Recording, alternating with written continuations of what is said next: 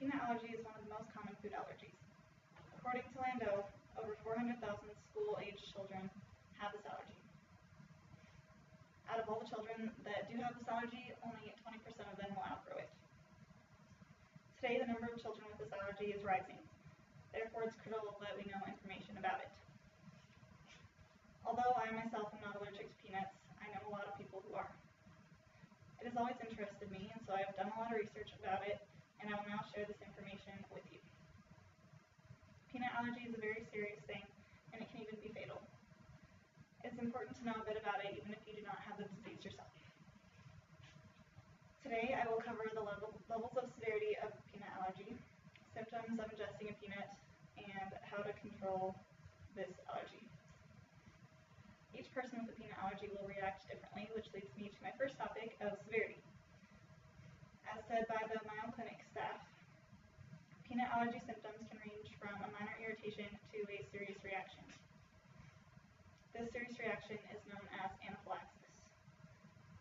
Signs of anaphylactic shock include constriction of airways, swelling of the throat, making it difficult if not impossible to breathe, a severe drop in blood pressure, which is what puts the body into shock, rapid pulse, dizziness, lightheadedness, and oftentimes loss of consciousness.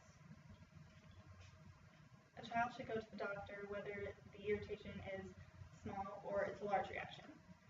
Even if it's a small reaction, it could be worse the next time, and so you would want to know what to do in the case that it is worse. The more severe cases will have much more of an effect on the body.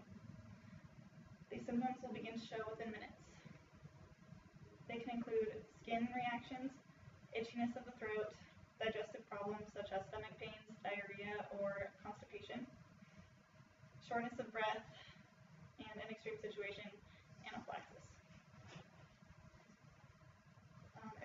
If the person is experiencing anaphylaxis, the child would need to use an EpiPen and also have a visit to the doctor.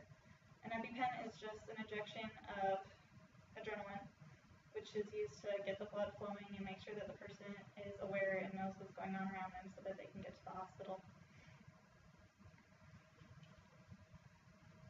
These are some examples of the skin irritations. So the person may experience hives, and it's very red and itchy and puffy. And the worse that the reaction is, it's a good indication of how bad the reaction itself is, even within the body. So the more skin irritation that there is, the likelier that the person is experiencing anaphylaxis or will experience it as well. It is important to know what to do in the case of an allergic reaction to peanuts. For an example, one of my friends has a peanut allergy and it's very serious, and if he were to even touch a peanut or a peanut product and he would touch his eyes or his mouth, he would experience symptoms like the tightening of the throat and puffiness and redness of the eyes, and he would have to go to the hospital even without ingesting a peanut. As I mentioned before, the use of an EpiPen would be necessary if a person was experiencing anaphylactic shock, so that would be the treatment for a serious reaction, as well as going to the hospital and maybe having to use fluids as well. For minor reactions, over-the-counter or prescribed antihistamines would help for the skin reactions. It would help to reduce the redness and swelling and the pain of the skin. There is no cure for allergies. One just needs to try and avoid peanuts if they're allergic to peanuts or whatever they're allergic to. And they also need to be prepared if they were to come in contact with the food that they're allergic to. According to the Food Allergy Research and Education website, there are many different unexpected food products that may contain peanuts. Some of these foods include sauces such as chili, hot sauce, pesto, gravy, and salad dressings. Other foods include egg rolls, pancakes, pizzas, glazes, and marinades.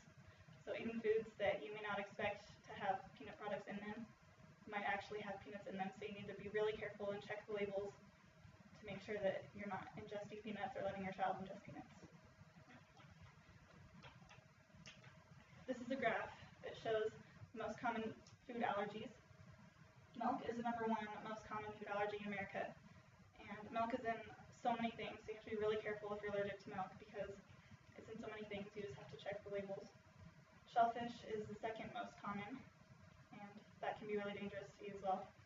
And then tree nuts and peanuts are number 3 and 4 on the chart, and they are very similar, only they are different allergies, so you could be allergic to one and not the other one. But oftentimes they go hand in hand, so if you are allergic to one, you might also be allergic to the other. Now that I've informed you a lot about peanut allergies, let's recap. Any allergy can be dangerous, but peanut allergy in particular is one of the most serious. Everyone should know about peanut allergies so that they can recognize if someone is having a reaction around them. It's helpful to know the levels of severity, symptoms, and treatments of allergy reactions so that you would be able to help someone if they were experiencing a reaction. For instance, if your own child was experiencing a very serious reaction and they were